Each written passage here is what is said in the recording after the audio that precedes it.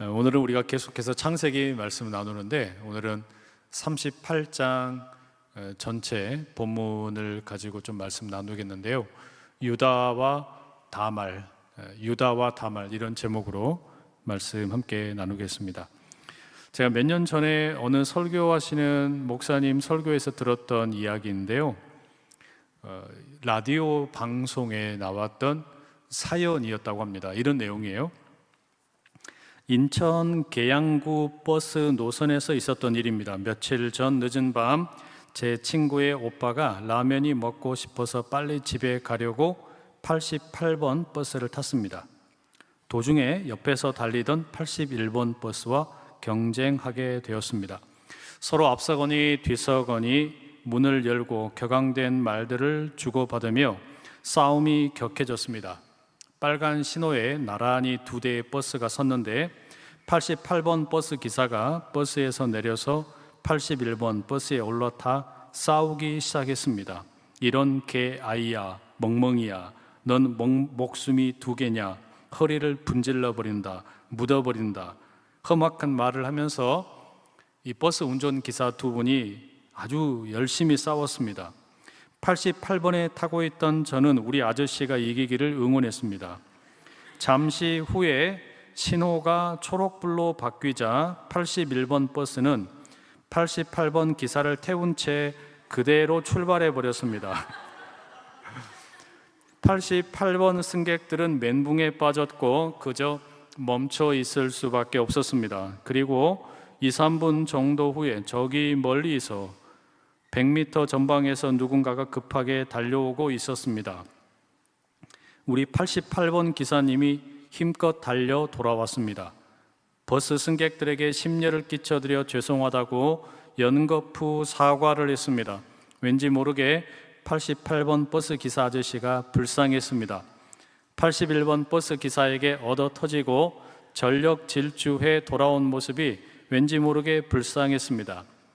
그런데 다시 버스가 출발하자마자 이번에는 경찰차가 뒤에서 쫓아오기 시작을 했습니다. 그리고 뒤에서 확성기로 거기 88번 버스 멈추세요 라고 외치며 쫓아왔습니다. 처음에는 무시하고 달리다가 결국 길 옆으로 버스를 세웠습니다. 경찰관이 버스에 올라왔습니다.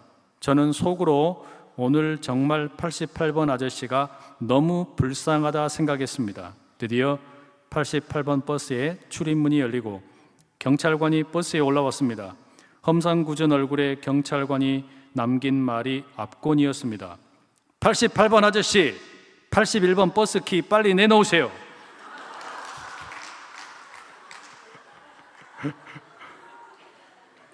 (88번) 기사님은 진 것이 아니었습니다. 그 싸움 중에 81번 버스의 열쇠를 빼앗아 가지고 달아나서 자기 버스로 돌아왔다라는 라디오의 사연이었습니다. 여러분 참 재밌잖아요, 그죠? 이게 실제로 있었던 일인지 아닌지는 모르겠는데 여하튼 이게 라디오의 사연으로 소개가 되었었다라고 합니다. 여러분 그래도 이런 싸움은 그래도 그냥 해피엔딩, 애교로 봐줄 수가 있습니다. 그런데 우리가 살다 보면 인생 전체를 걸어야 하는 그런 싸움들을 만날 때가 있어요. 그죠? 우리가 인생 전체를 걸고 이게 아니면 큰일 난다. 마치 도박을 하는 사람들의 표현을 빌리자면 올인을 한다. 또는 낭떠러지에 서 있는 기분으로 마지막 투자를 한다. 또는 도전을 한다. 이런 일들이 있잖아요. 저희가 지난주에 살펴보았던 그 창세기 37장에 요셉의 상황이 그랬어요. 형들 때문에 구덩이에 던져지게 되었습니다. 그리고 미디안 상인들에게 팔려서 이집트 땅으로 가게 되었습니다. 그리고 사실 그 요셉이 구덩이에 던져지게 된 그 직접적인 계기는 사실상 하나님의 꿈 때문이었습니다. 하나님께서 요셉에게 주었던 꿈, 11개의 볕단이 자기의 볕단을 향해서 절을 하고 해와 달과 11개의 별이 자기를 향해서 절을 하고, 이런 두 가지 꿈을 형들에게 이야기하고 또 아버지에게 이야기했는데, 바로 그 꿈 때문에 요셉은 꿈꾸는 자가 오는도다, 형들로부터 비아냥하는 거리는 소리를 듣게 되었고, 채색 옷이 갈기갈기 찢겨지게 되었고, 구덩이에 던져지는데 형들이 가지고 있던 속마음은 요셉이 가지고 있는 꿈이 어떻게 되는지 한번 보자, 정말로 네 녀석이 말하는 그 꿈이 현실이 되는지 한번 우리가 지켜보자, 그와 같은 절망적인 상황에 빠지게 되었어요. 사실 여러분, 우리가 88번, 81번 이 두 버스의 기사들이 다투는 이 내용을 보면 사실은 어떻습니까? 내가 하는 일은 괜찮고 남이 하는 것에 대해서는 이 불만을 갖는, 요셉과 형들이 서로에 대해서 질투하고 또 역기능적인 가정 속에서 갈등하고 다투는 모습도 아마 그런 이야기들의 연속일 텐데요. 요셉의 이야기가 끊겨버리고 오늘 우리가 38장을 펴놓고 보면 다른 인물의 이야기가 소개가 됩니다. 유다의 이야기예요. 그리고 유다의 며느리인 다말과의 관계에 대한 이야기입니다.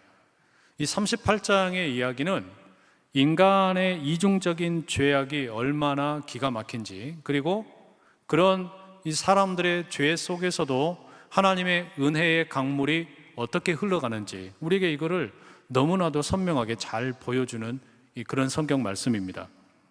어쩌면 창세기 38장은 성경 전체를 다 통틀어서 가장 불편한 이야기일 수도 있습니다. 아주 충격적인 이야기죠. 37장 자체도 말도 안 되는 이야기였죠. 형제들끼리 불화해서 동생을 구덩이에 던져버리고 인신매매로 이집트의 종이 되도록 팔아 넘겨버린다. 이 기가 막힌 이야기잖아요. 그런데 창세기 38장의 이야기는 37장보다 더하면 더했지 덜하지 않는 정말 가관입니다. 어떻게 성경에 이런 이야기가 담겨 있을까 싶을 정도예요. 성경은 왜 이런 이야기들을 적나라하게 그냥 막 노출을 할까요? 이를테면 여러분, 우리가 어느 고급 일식당에 가가지고 생선, 회를 먹는데 그럴 때는 아무런 비린내도 안 나고 깨끗하고 위생적으로 식사를 할 수 있잖아요. 그런데 38장의 이야기는 뭐와 같은 거냐면 그냥 아주 지저분한 수산시장의 가판대에서 이 주인장이 생선을 현장에서 잡는데요, 대가리를 빵 쳐서 죽이고 배를 쫙 갈라가지고 내장들을 끄집어내고 이걸 다 여과 없이 보여주는 거예요. 그리고 요리가 되는데 요리가 깨끗하게 되는 게 아니라 아주 그냥 지저분하게 비린내가 되고, 그런 모습을 너무나 자극적으로 보여주는 겁니다. 이 이야기 속에 등장하는 주인공은 이제 요셉이 아니고 유다입니다. 사실 여러분, 유다는 우리가 37장에서 자세히 살펴보지는 않았지만 요셉을 팔아 넘기는 일에 가장 적극적인 인물이었습니다. 그러니까 요셉을 미디안 상인들에게 파는데 앞장섰던 이 유다의 이야기가 38장에 이제 펼쳐지는 겁니다. 유다는 야곱의 12아들들 가운데 4번째입니다. 그리고 요셉은 11번째입니다. 그러면 유다와 요셉은 꽤 그 가정 안에서 형제들의 서열 가운데 차이가 꽤 있죠. 자, 그런데 오늘 이야기는 유다의 결혼 이야기이면서 동시에 며느리와 관계된 이야기인데요, 이 내용이 기가 막혀요. 우리 본문 1절과 2절 한번 같이 한번 읽어보시겠습니다. 시작. 그 후에 유다가 자기 형제들로부터 떠나 내려가서 아둘람 사람 히라와 가까이 하니라. 유다가 거기서 가나안 사람 수아라 하는 자의 딸을 보고 그를 데리고 동침하니. 여기 보면 여러분, 이제 37장이 끝나고 38장의 문이 쫙 열리면서 유다에 대한 이 배경을 설명하는데요, 유다가 1절에 보면 형제들로부터 떠나 내려가서 이렇게 되어 있습니다. 그러니까 아버지 야곱의 집안으로부터 멀어졌다는 이야기죠. 그죠? 아버지로부터 멀어지고 형제들로부터 멀어진 유다는 그 자기의 어떤 그 아브라함이나 이삭 그리고 야곱에 이르기까지 집안 사람들이 가져왔던 결혼의 전통, 그러니까 집안 사람과 결혼해라, 이방인과 결혼하지 말아라, 이와 같은 하나님의 말씀을 정면으로 어겨버리고 가나안 사람 수아라 하는 사람의 딸과 결혼을 합니다. 근데 재밌는 게 수아라는 사람의 딸이다라고만 나와 있지 이 유다의 아내가 누구인지 이름이 나오질 않아요. 그리고 이 두 사람이 이제 결혼을 해서 아들을 셋을 낳게 되는데요. 엘과 오난과 셀라를 낳게 됩니다. 그런데 이 장자 그러니까 첫째 아들이, 그러니까 유다의 첫째 아들이 엘인데요. 이 엘이 결혼을 하게 됩니다. 그러니까 유다의 며느리죠. 이 며느리는 이름이 성경에 소개가 됩니다. 다말이라고 나와 있어요. 이게 되게 특이해요. 왜냐하면 유다의 아내인 가나안 사람 수아의 딸, 그 유다의 아내는 이름이 전혀 나오지 않는데 며느리인, 그러니까 첫째 아들의 며느리인 다말의 이름은 이게 명시적으로 나오고 있어요. 이 자체가 무언가 반전이 숨어 있다라고 하는 것을 우리에게 느끼게 해줍니다. 그런데 이 첫째 아들 엘이 여호와 앞에서 악함으로, 성경이 그렇게 기록되어 있는데요, 여호와의 목전에서 악함으로 하나님께서 그를 죽이셨습니다. 그러니까 유다는 이제 첫째 아들이 죽은 겁니다. 그 아들이 태어났을 때 얼마나 기뻐했겠어요. 그런데 이제 결혼을 한 아들이 하나님 앞에서 악해서 하나님에 의해 죽임을 당하게 됩니다. 안타까운 일이죠. 무슨 악을 저질렀는지, 무슨 문제가 있었는지에 대해서는 성경에 이야기해 주지를 않습니다. 다만 하나님 보시기에 악했다라고만 되어 있어요. 근데 당시에 이제 고대 사회는 형이 아들을 낳지 못하고 죽었을 경우에 동생이 형을 위해서 대신 형수와 결혼을 하고 형의 아들을 낳아 주어야 되는 그런 제도가 있었어요. 이거를 가리켜서 계대 제도라고 불렸는데요. 그러니까 이제 엘이라고 하는 첫째 형이 죽었잖아요. 그러니까 이제 엘의 아내였던 다말, 그러니까 유다의 며느리, 그러면 이제 엘의 가문이 끊기게 되니까 어떻게 해야 되느냐? 그러면 엘의 동생인 오난이 이제 형수와 결혼을 해야 돼요.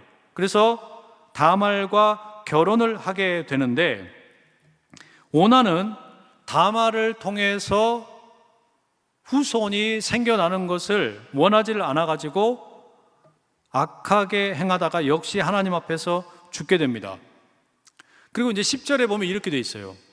그 일이 여호와가 보시기에 악함으로 여호와께서 그도 죽이시니. 그럼 여러분, 유다의 아들이 셋인데 엘과 오난, 이 둘 다 뭐라고 성경에 기록이 되어 있냐면 여호와 보시기에 악함으로 라고 되어 있어요. 하나님 보시기에 악해서 첫째 아들도 죽었고 둘째 아들도 죽었어요. 그러면 우리가 여기서 이제 대략적으로 짐작을 할 수 있는데, 이 유다라고 하는 이 야곱의 넷째 아들이 신앙교육을 잘 못 시켰구나. 적어도 자녀들이 하나님에 대해서 제대로 경험을 하지 못했고 하나님을 자신들의 하나님으로 온전히 받아들이지를 못했다라는 것을 알 수가 있습니다. 이건 여러분 마치 그 야곱의 집안을 고스란히 닮은 모습입니다. 그러니까 야곱에게 12아들이 있는데 야곱이 이삭을 속이고 자기 형이었던 에서를 속이고 거짓말과 자기 어떤 그 욕심으로 점철된 그런 삶을 살았지 않습니까?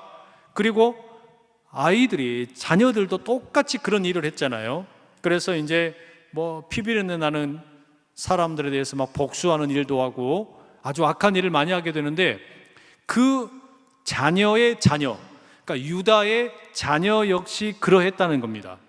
여호와 보시기에 악했다. 자세한 내용은 그냥 이하 생략인데, 여하튼 유다가 자녀들에게 건강한 믿음의 유산을 물려주지를 못했어요.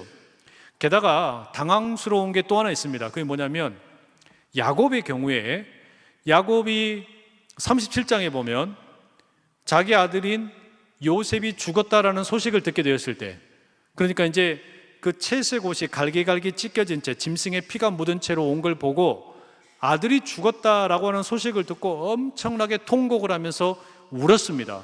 아들이 죽었으니까 당연히 슬프죠. 울 수밖에 없잖아요. 그런데 아주 당황스러운 게 38장에는요 유다가 아들이 둘이나 죽었는데, 그러니까 첫째도 죽고 둘째도 죽었는데 울지를 않아요. 울었다는 기록이 없어요. 그러니까 침묵을 하고 있습니다. 유다는 이제 이렇게 어찌 보면 좀 매정한 그런 어떤 사람이었던 것 같아요. 정이 없어요. 눈물도 없어요. 아들이 둘이나 죽었는데 전혀 여기에 대해서 눈 하나 껌뻑하지 않습니다. 그리고 뭘 걱정하느냐, 엘과 오난, 이 두 아들이 죽어버리고 이제는 하나밖에 안 남았잖아요. 셀라라고 하는 하나밖에 남지 않은 아들, 이 막내 아들도 잃을까 염려를 합니다.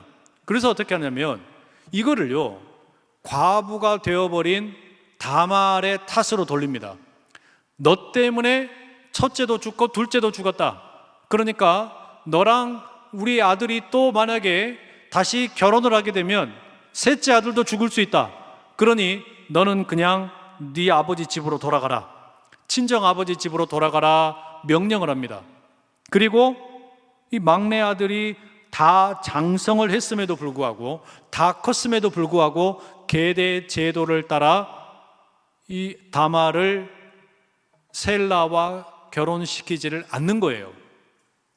자, 그리고 이 집안에 또 다른 비극이 찾아옵니다. 유다가요 이름 없는 아내마저 잃게 됩니다.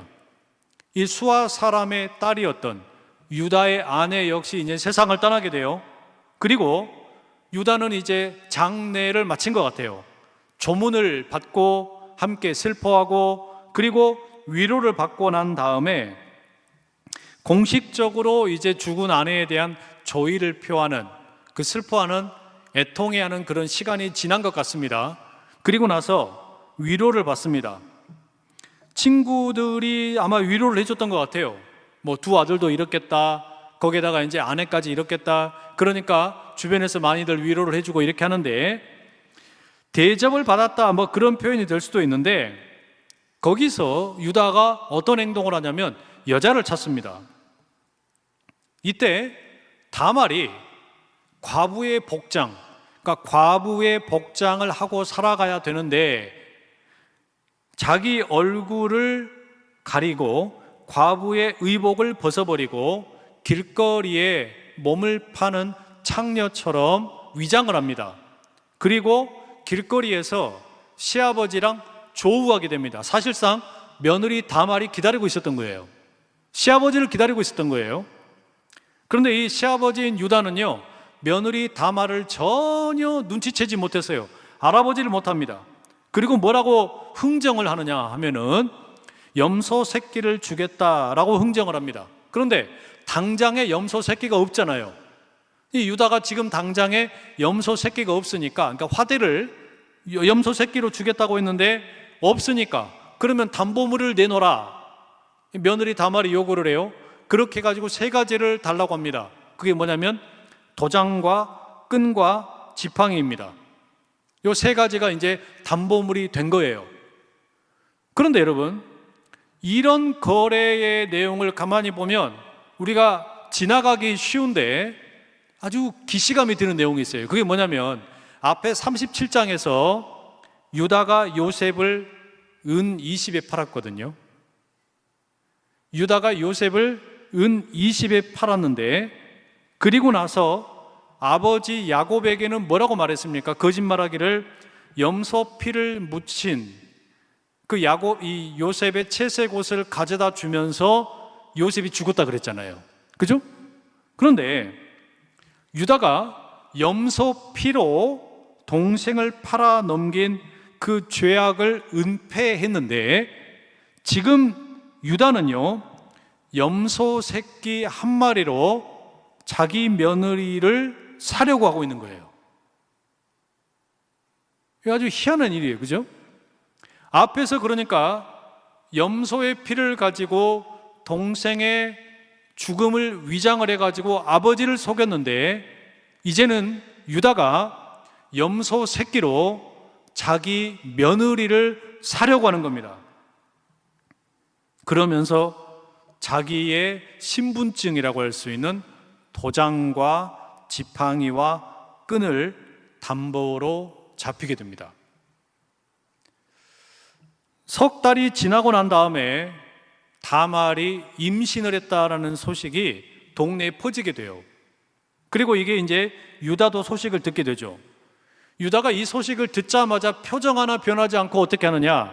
24절에 보면 아주 잔혹한 명령을 내립니다. 끌어내어서 불살라 버려라. 그러니까 이 며느리에 대해서 끌어내어 가지고 불살라 죽여라, 이렇게 명령을 하는 거예요. 자기가 아내와 사별한 지 얼마 되지 않아 가지고 창녀를 찾아 나섰던 것은 다 새까맣게 잊어버리고, 며느리에게는 아주 준엄한 법관처럼 행동을 하면서 사형을 언도한 거예요. 다말에게 끝도 없이 그냥 기다리게 해라 라고 하고서 셋째 아들인 셀라를 주지도 않았는데, 이제는 단번에 그냥 처형을 시키려고 하는 겁니다. 그러니까 나는 괜찮고 너만 나쁘다, 이렇게 된 거잖아요. 그 유다의 이 모습을 보면 그 그리스 신화에 나오는 프로크루스테스의 침대 이야기가 떠오릅니다. 프로크루스테스라고 하는 아주 괴상망측한 강도가 있었어요. 그리스의 아티카 지역의 강도였는데, 아테네 교회의 언덕에다가 집을 지어놓고 살면서 강도 짓을 합니다. 근데 이 프로크루스테스가 얼마나 악랄하냐면요, 자기 집에다가 철로 만들어 놓은 침대를 내려놓습니다. 그리고 나서 사람들이 지나가면요 그냥 붙잡아 와요. 그래가지고 사람을 자기 침대에다가 딱 눕힙니다. 눕혀가지고 침대보다 더 길다 다리를 잘라버려요. 그래가지고 죽여요. 그 다음에 침대에 눕혔더니 침대보다 짧아? 그러면은 몸을 쫙 당겨가지고 늘려서 죽여버려요. 나쁜 놈이잖아요. 심지어 여러분, 어떤 사람은 침대랑 딱 맞는 사람도 있을 수 있을 거 아니에요. 근데 예외 없어요. 그런 경우가 없어요. 왜냐하면 프로크루스테스의 침대에는 비밀 장치가 있는데 길이를 조절을 할 수가 있어요. 그러니까 일단 이 프로크루스테스에게 잡히기만 하면 어떻게 되는 겁니까? 무조건 죽는 거예요. 이거는 잡혔다 그러면 무조건 죽는 겁니다. 그래서 프로크루스 침대의 이 비유는 뭐냐면, 자기 생각에다가 맞춰가지고 남의 생각을 뜯어 고치려고 하는 횡포를 일컬을 때 쓰는 비유입니다. 프로크루스테스, 자기 침대가 딱 있어요. 여기에 무조건 다른 사람들을 갖다가 늘려가지고 죽이든지 잘라가지고 죽이든지 횡포를 부린단 말이에요. 그건 뭐예요? 내 생각에다가 다른 사람들을 뜯어 맞추려고 하는 그런 생각인데, 유다가 지금 바로 그런 횡포를 부리고 있는 꼴입니다. 자기 자신에게는 한없이 관대하고 며느리에게는 가장 가혹한 도덕적인 잣대를 들이대면서 심판을 하는 거예요. 그러니까 내가 하는 것은 괜찮고 상대방이 하는 것은 문제라고 지적을 하는 거예요. 이게 이제 유다의 모습인데, 이런 유다의 모습이 결코 유다의 모습만이 아니라 사실은 우리들의 모습일 때가 참 많아요. 프로크루스의 침대, 프로크루스테스의 침대와 같은 그런 이 생각을 가지고 있는 우리들의 모습이 참 많단 말이에요. 다말이 끌려오면서 이제 시아버지가 자기를 끌어내어가지고 불태워 죽여라 라고 했는데, 다말이 그렇게 사람들 손에 의해서 그냥 확 잡아채져가지고 끌려 나오는데, 그때 뭐라고 말합니까? 여기서 시아버지에게 이제 전가를 보냅니다. 여기서 완전 반전이 일어나죠. 법정 스릴러물을 보는 것 같습니다. 뭐라고 하느냐? 25절 함께 읽어보실게요. 25절입니다. 시작. 여인이 끌려나갈 때에 사람을 보내어 시아버지에게 이르되 이 물건 임자가 말미암아 임신하였나이다. 청하건대 보소서 이 도장과 그 끈과 지팡이가 누구의 것이니까 한지라.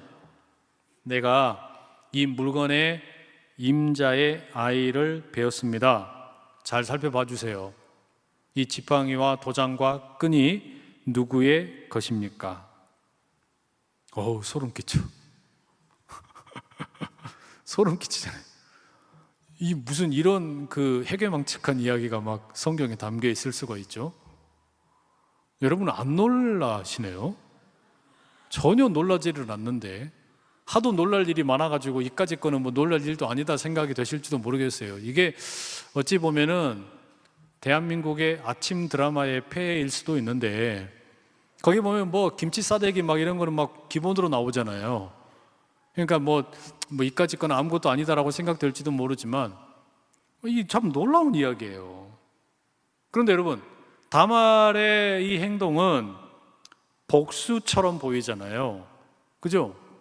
시아버지에 대한 복수처럼 보이는데 사실은 이건 복수가 아니라 일종의 언약의 계보를 잇고자 하는, 언약의 계보를 이으려고 하는 권리 표현입니다. 그러니까 계대 제도를 따라서 나는 언약의 계보를 이어야 되는데 엘과 오난이 죽었으니 그러면 셀라를 통해서 이 집안의 가문을 이어야 된다.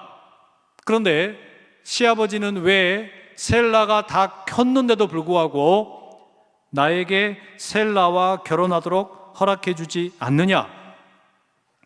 유다는 이 언약의 계보를 잇는 것에 대해서 잊어버리려고 했고 무시하려고 했는데 며느리인 다말은 이것을 무시하지 않고 목숨을 걸고 지키려고 했다는 이야기예요. 그죠? 자기 자신의 목숨을 걸고 이걸 지키려고 했던 겁니다. 이거는 뭡니까? 말하자면 신앙의 결기와 같은 어떤 간절한 열망이 담겨 있는 겁니다. 그리고 유다는 다말로부터 이제 이 전가를 받고 나서 이 지팡이와 도장과 끈을 보고 나서 알잖아요. 이게 누구 건지. 성경에는요, 다말이 이야기할 때 이게 시아버지의 것입니다 이렇게 이야기 안 해요. 누구의 것인지, 누구의 이 물건의 주인의 아이입니다 라고만 이야기했어요. 그죠? 그 다음에 26절에 또 이렇게 돼 있어요. 제가 읽어드릴게요. 유다가 그것들을 알아보고 이르되 그는 나보다 옳도다. 내가 그를 내 아들 셀라에게 주지 아니하였음이로다 하고 다시는 그를 가까이 하지 아니하였더라. 여기 보면 유다가 그 물건들을 봤을 때 얼마나 충격이었을까요? 그 지팡이와 도장과 끈을 봤을 때 심장이 덜컥 내려앉았겠죠. 그러면서 뭐라고 말하냐면 그는 나보다 옳도다. 그러니까 여기에는 뭔가 엄청나게 많은 무슨 뭐 이런 어떤 그 자세한 디테일한 내용들은 다 빠져 있어요. 그러나 그는 나보다 옳도라, 이 짧은 문장에는 유다가 자기의 어떤 그 죄악됨에 대해서 인정을 하고 언약의 계보를 이으려고 하는 이 다말의 진정성을 인정을 해주는 거죠. 그죠? 사실상 그러니까 여러분, 앞으로 이 창세기를 지나서 이제 이스라엘의 12지파가 뭐 출애굽기를 지나서 형성이 되고 나라가 만들어지고 이런 과정에서 보면 유다 지파가 엄청나게 커지잖아요. 그리고 북이스라엘과 남유다로 갈라지게 되잖아요. 그런데 정통성이 어디로 향하게 됩니까? 요셉에게로 가지 않습니다. 그죠? 유다에게로 갑니다. 그러니까 야곱의 12아들이 12지파를 형성을 하게 되는데 37장과 그리고 출애굽기 창세기 50장까지의 이야기로 놓고 보면 야곱의 정통성이 야곱이 제일 많이 사랑을 했던 요셉에게 가야 될 것 같잖아요. 그리고 사실 그게 상당히 일리가 있는 내용인 것처럼 보여요. 근데 놀랍게도 야곱의 정통성이요, 요셉에게로 가지를 않습니다. 그럼 누구에게로 갑니까? 유다에게로 가요. 그러니까 이 창세기 37장부터 50장까지 전체 내용은 사실상 요셉의 이야기인데, 이 중간에 38장에다가 유다의 이야기를 여기다가 딱 끼워 놓은 거는요, 그냥 심심해서 끼워 놓은 게 아니고 요셉을 통해서 흘러가는 하나님의 구원의 역사가 분명히 있는데, 그런데 희한하게 하나님의 이 정통성, 그러니까 하나님께서 아브라함과 이삭과 야곱의 집안을 통해서 이 구원의 역사를 펼쳐가는 이 구원의 정통성은 누구를 통해 흘러가느냐? 유다를 통해 흘러가요. 이게 되게 희한한 일이에요. 그렇지 않습니까? 아니, 야곱이 제일 많이 사랑했던 요셉의 지파, 요셉의 두 아들들이 나오지 않습니까? 그죠? 근데 이 두 아들을 통해서 흘러가는 게 아니라 유다를 통해서 흘러간단 말이에요. 그것도 말씀드린 것처럼 유다는요, 상당히 많은 뭐랄까요, 약점이 있는 거예요. 자기 동생인 요셉을 팔아넘기는 데 있어서 가장 앞장을 섰고, 지금 이 가정의 형편을 봐도 자기 아내의 죽음과 그리고 자기 며느리와의 이런 어떤 부적절한 이런 일들과 이 모든 일들 속에서 부끄러움 투성입니다. 그러지 않습니까? 완전 부끄러운 일들의 투성이인데, 성경학자들은 뭐라고 표현하냐면, 유다가 다말로부터 그 도장과 지팡이와 끈을 받았을 때, 그때 유다가 남겼던 이 아주 짧은 문장, 그가 나보다 옳도다, 그는 나보다 옳도다, 이거 자기를 인정하는 거잖아요. 자기를 드러내는 거잖아요. 여기에서부터 유다의 돌이킴이 시작이 되었고, 여기에서부터 유다가 그 하나님의 구원의 역사의 정통성을 가져가는, 이를테면 돌이킴의 시작이 된다라고 이야기하는 분들이 있어요. 나중에 보면 유다가 이제 요셉과 관련된 이야기 속에서 보면은 책임을 지려고 하는 그런 모습들이 나옵니다. 창세기 뒷부분에 보면. 여하튼 유다의 이 돌이킴의 장면이 대단히 의미가 있어요. 하나님의 구원의 정통성이 어떻게 흘러가느냐라고 하는 점에서도 그렇고, 또 하나 중요한 건 뭐냐면요, 부끄럽다고 말하기도 그렇고 너무나 약점이 많고 정말 안타까운 그런 뭐랄까요, 죄악 속에 갇혀 있는 것 같은 그런 유다의 모습인데, 근데 이 유다의 삶이 오히려 하나님의 은혜를 실어 나르는 통로가 된단 말이에요. 이게 기가 막힌 거예요. 그러니까 창세기 38장에 야곱의 가정이 얼마나 처참하게 망가졌는지를 보여주고, 야곱의 아들인 유다의 가정도 똑같이 망가진 것을 우리가 목도를 했습니다. 자, 이렇게 보면 자생적으로는 야곱의 집안 식구들은 회복이 될 수가 없어요. 불가능해 보인단 말이에요. 그런데 여기에 복음의 반전이 일어나기 시작을 합니다. 그게 뭐냐? 다말이 아들을 낳습니다. 근데 쌍둥이를 낳아요. 베레스와 세라라고 하는 아들들을 낳게 됩니다. 그리고 이 다말이 낳은 베레스와 세라가 아까 말씀드린 것처럼 이 복음이 흘러가는, 하나님의 구원의 복음이 흘러가는 예수 그리스도에게로 이어지는 정통성의 길을 갖게 됩니다. 여러분, 이게 말이 된다고 생각하세요? 자, 마태복음 1장 1절에서 3절 예수 그리스도의 족보가 이렇게 기록되어 있어요. 우리 같이 한번 읽어보실게요. 마태복음 1장의 1절에서 3절입니다. 시작. 아브라함과 다윗의 자손 예수 그리스도의 계보라. 아브라함이 이삭을 낳고 이삭은 야곱을 낳고 야곱은 유다와 그의 형제들을 낳고 유다는 다말에게서 베레스와 세라를 낳고 베레스는 헤스론을 낳고 헤스론은 람을 낳고. 자, 3절까지만 읽었는데 야곱에게서 누가 나왔다고 되어 있어요? 유다와 그의 형제들이라고 되어 있죠. 요셉이 아니에요. 야곱에게서 요셉과 그의 형제들이 나온 게 아니라 신약 성경은 뭐라고 표현하냐면 야곱에게서 유다와 그의 형제들이 나왔다, 이렇게 말합니다. 여러분, 이게 이해가 되세요? 게다가 유다는 그러면 어떻게 이 메시아의 계보를 이어가게 되느냐? 그 메시아의 계보가 기가 막힌 게 3절에 보면 다말에게서 베레스와 세라를 낳고, 이렇게 돼 있어요. 쌍둥이를 낳은 거예요. 베레스와 세라를 낳았다. 그리고 베레스가 헤스론을 낳고 등등등, 그 계보가 이어져서 다윗과 예수 그리스도의 계보로까지 이어지게 되는 거예요. 그러니까 여러분, 유다의 아들 베레스, 누구를 통해 낳은 거냐면 며느리를 통해서 낳은 아들입니다.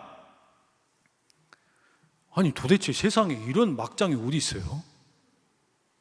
안 그렇습니까? 세상에 우리가 아무리 일반적인 족보를 찾아서 읽어봐도 이런 집안 족보는 없어요. 그죠? 만약에 여러분 혹시라도 이런 일이 역사 속에 있었다 하더라도 어떻게 합니까? 지워버리죠. 이런 일은 없었다. 역사를 왜곡을 하고 돌이켜서라도 지워버리려고 합니다. 게다가 족보에는 본래 이스라엘의 고대 사회에서 여성을 적지 않습니다. 여성의 이름이 족보에 들어가질 않아요. 그런데 예수 그리스도의 족보가 쭉 나오는 가운데 제일 먼저 나오는 여자가 누구예요? 여자가 나오는데 여성의 이름 가운데 첫 번째가 누구냐면 다말이에요. 다말이 첫 번째로 예수님의 족보에 언급이 되고 있습니다. 놀랍잖아요. 전혀 놀라지 않고 있는 여러분의 표정을 보니까 너무 놀라운데, 저는 이걸 보면서 이게 도대체 말이 돼? 구원자로 오시는 예수 그리스도인데, 메시아로 오시는 예수 그리스도의 족보인데, 아니 그러면 이 예수 그리스도의 족보는 좀 삐까번쩍하고 그럴듯하게 좀 깨끗하게 이렇게 나와야 이게 그래도 좀 뭔가 그럴듯한 그런 어떤 자격이 있을 텐데 전혀 그런 게 없어요. 역사에 어찌 보면 오점처럼 보이고 아주 그냥 뭐랄까요, 그냥 감추고 싶은 어떤 그런 약점처럼 보이고, 이런 것을 있는 그대로 노출을 시킵니다. 예수 그리스도의 조상으로 유다가, 다말이 함께 언급이 되고 그들의 관계를 통해서 베레스와 세라가 나왔다라고 하는 거, 여러분 이게 복음이에요. 이게 복음이에요. 복음은 인간의 깨어지고 망가진 현실 속에서 흘러가는 은혜의 강물입니다. 그러니까 예수 그리스도의 족보는 처음부터 그런 목적으로 기록이 된 거예요. 이 하나님의 복음이라고 하는 게 예수 그리스도를 통해서 우리에게 주어지게 되는데, 이 복음은요 깨끗하게, 순결하게, 순도 100%로 완벽한 사람들을 통해서 이루어진 게 아니다라는 말이에요. 그죠? 그럼 어때요? 아브라함부터 시작을 해서 까놓고 이야기해서 어떻습니까? 약점투성이잖아요. 아브라함, 이삭, 야곱, 유다, 그리고 다말을 통해 베레스로 이어지는 이 짧은 그 족보의 이름들을 보면 사람들이 저지르는 최악의 실수와 죄악까지도 하나님께서는 어떻게 하시는 겁니까? 온 인류를 구원하기 위한 구속의 경륜으로 바꾸어 내신다라는 거예요. 이게 복음이에요. 여러분, 이 복음이 여러분에게 어떤 의미로 들리세요? 이런 분들 계실 수 있잖아요. 나는 너무 흠이 많고, 나는 너무나 죄로 인해서 넘어졌고, 나는 내 스스로를 떳떳하게 사람들 앞에서 내세울 수 있는 것이 아무것도 없고, 나의 출신 성분이나 또는 과거 때문에 나는 정말 저주받은 존재다. 나는 정말 볼품없는 존재다. 나는 인간 말종이다. 나는 죄인 중에 괴수다. 이런 어떤 자기 낙심에 빠져 있는 분들이 있을 수도 있는데, 마태복음의 예수 그리스도의 족보도 그렇고 창세기 38장의 유다와 다말의 이야기가 우리에게 들려주는 건 뭐냐면요, 충격적이고도 너무나도 입에 담기도 어려운 그런 추악한 인간의 실수와 죄악 투성이 속에서 하나님의 구원의 은혜의 물줄기가 흘러나왔다면 우리도 주님의 은총에 붙들리게 되어서 그렇게 쓰임받을 수 있는 줄로 믿습니다. 이게 복음이에요. 인간이 가지고 있는 이중성, 죄에 대한 이중성, 이게 어떻게 잘 표현됩니까? 나는 의롭고 깨끗하고 괜찮고 다른 사람들은 더럽고 모자라고 지저분하다. 우리는 보통 다 그런 시선으로 사람들을 보기 쉽거든요. 그리고 세상을 보는 눈도 그렇게 작동하기가 쉬워요. 점점 전 세계가 지금 그렇게 흘러가고 있는 것 같아서 참 마음이 무겁습니다. 전 세계가 지금 이를테면 아주 그냥 혐오를 누가 더 잘하는가라고 하는 것을 서로 경쟁하듯이 벌이고 있어요. 세상의 지배적인 문화가 지금 그렇게 흘러가지 않습니까? 여러분 그렇게 느껴지지 않으세요? 혐오를 조장하는 문화가 한국 사회도 그렇고 전 세계적으로 점점 번져가고 있습니다. 누군가를 혐오한다, 미워한다라고 할 때 그 밑바탕에 뭐가 깔려 있냐면요, 나는 순결하고 깨끗하고 괜찮고 저 사람은 열등하고 문제가 있다, 이런 생각이 깔려 있잖아요. 근데 그 혐오 속에 뭐가 들어있는 거냐면은 특정 피부색, 특정 지역, 특정 나라, 이런 식의 어찌 보면 혐오가 지금 우리들의 언어 속에서 그리고 미디어를 통해서 여과 없이 막 쏟아지고 있어요.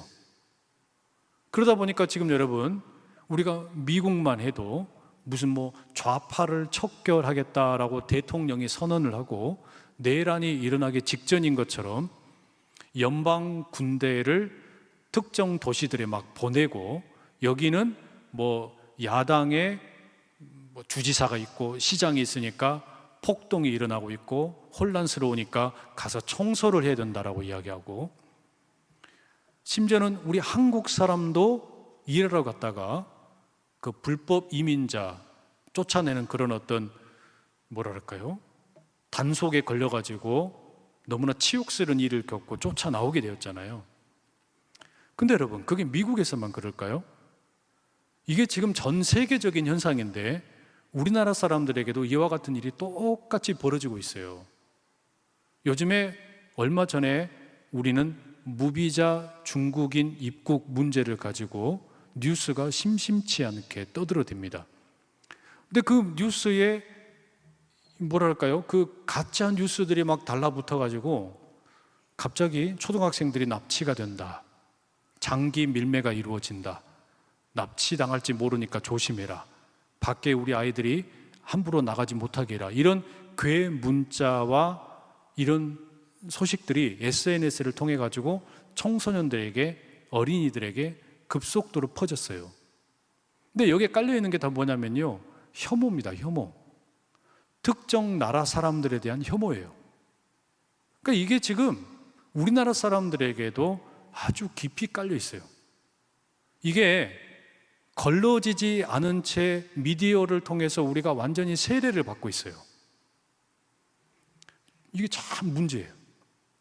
그런가 하면 여러분, 이게 무슨 특정 나라 사람들에 대한 혐오만 있는 게 아니고 한국의 정치적인 갈등이 심하다 보니까 나와 생각이 다른 사람들에 대한 혐오, 또 연령대별로도 차이가 심해가지고요, 요즘에는요 MZ세대가 40대 초반의 사람들을 영포티라고 놀립니다. 그런 말 들어보셨어요? 영포티라고 놀려요. 거기에 혐오가 들어있어요. 특정 연령대에 대한 혐오. 이런 식의 지금 여러분 혐오를 일상의 언어 속에서 우리가 너무 많이 쏟아내고 있어요. 그러다 보니까 어떻게 됩니까? 사람들이요 자기만 지키려고 해요. 자기만 지키고 있으려고 그러고 자기를 개방을 할 줄을 모르고 완전히 폐쇄적으로 점점 변해가고 있어요. 나라도 폐쇄적으로 변해가고 있고 개인들도 폐쇄적으로 변해가고 있습니다. 근데 여러분, 이거는 예수 그리스도의 계보를 성경을 통해서 공부한 사람들은, 그리고 하나님의 나라가 어떠한 것인가를 믿고 따르는 사람들은 절대로 수긍할 수 없는 이야기예요.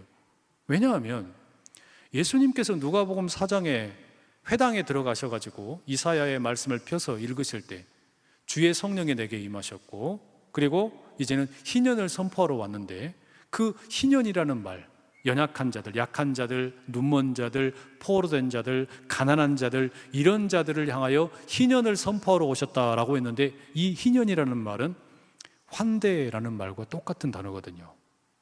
예수님이 왜 오셨냐? 세상의 팽배한 혐오의 세상에 이 문화에 저항을 하면서 환대의 세계를 열어주기 위해 오셨다는 거예요. 그러니까 예수님이 살던 그 1세기 문화에도 혐오의 문화가 꽉 차 있는 거예요. 로마 시민권을 가지고 있는 그 피라미드 사회의 최고로 높은 사람들 외에 나머지는 자기 밑에 있는 사람들 다 깔보고 무시하는 거예요. 그런 혐오 속에 살고 있다 보니까 밑바닥에 있는 사람들이 어떻게 됩니까? 당연히 신음하면서 살게 되고 슬퍼할 수밖에 없고 울 수밖에 없고 탄식할 수밖에 없는 거예요. 그런데 예수님 뭐라 그러세요? 산상수훈의 팔복을 통해서 심령이 가난한 자가 복이 있다, 애통하는 자가 복이 있다, 온유한 자가 복이 있다, 의를 위해 핍박받는 자가 복이 있다, 긍휼히 여기는 자가 복이 있다, 마음이 청결한 자가 복이 있다, 화평케 하는 자가 복이 있다, 의를 위해 어쩌고 저쩌고 하여튼 거기도 복이 있다. 이게 뭡니까 여러분? 예수님의 말씀은 철저하게, 그러니까 혐오로 가득한 세상 가운데 이 환대의 문화를 열려고 오신 거예요. 근데 어떻게 교회가 정치 선동의 앞장을 서가지고 혐오의 문화에 물들 수가 있고, 그 현장에 가가지고 깃발을 휘날리면서 예수의 이름을 어떻게 거기에서 들먹거릴 수가 있냔 말이에요. 말이 안 되는 이야기예요. 있을 수가 없는 일이에요. 복음을 너무나도 땅에 처박아가지고 욕되게 만들고, 그야말로 복음이 이 세상에서 가장 가치 있는 하나님 나라의 복음이, 예수 그리스도의 십자가와 복음의 그 고귀한 은혜가 우리들의 혐오 속에서 완전히 땅에 처박히고 있단 말이에요. 저는 이게 너무 슬퍼요. 너무 안타깝고 화가 나요. 이 문화가요, 우리 자녀 세대에 그대로 다 물려들고 있어요. 우리가 이 유다와 다말의 이야기를 읽으면서 그냥 심심풀이, 땅콩 뭐 그런 이야기로 읽으면 곤란합니다. 이 유다와 다말의 이야기를 읽으면서 우리가 애통해야 되고, 유다와 다말의 이야기를 읽으면서 우리가 눈물이 나야 되고, 이 유다와 다말의 이야기를 읽으면서요, 복음에 대한 감격이 막 터져 나와야 돼요. 아, 이게 복음이구나. 이게 진짜 내게 주어진 복음이구나. 십자가의 복음이 이런 거구나. 그러면 나는 어떻게 살아야 될까? 우리가 여러분 똑같이 혐오의 방식으로 살아갈 수는 없잖아요. 바뀌어야 되잖아요. 예수님께서 이 땅에 오셔서 보여주셨던 그 환대, 넉넉하게 포용해 주셨던 모습, 손해보는 것 같아도 품어주는 그런 모습, 그게 예수님의 길이었고 그게 우리가 가야 될 길이잖아요. 여러분, 그게 우리에게 열릴 수 있기를 간절히 축복합니다. 심지어 여러분 누가복음의 23장 42절에 보면 예수님이 십자가에 달리셨을 때 양 옆에 강도 2명이 달렸잖아요. 한 사람은 예수님을 막 저주를 했습니다. 그런데 다른 한 사람이 뭐라고 그럽니까? 십자가에 함께 달린 죄인이 이렇게 말해요. 예수여, 당신의 나라에 임하실 때에 나를 기억하소서.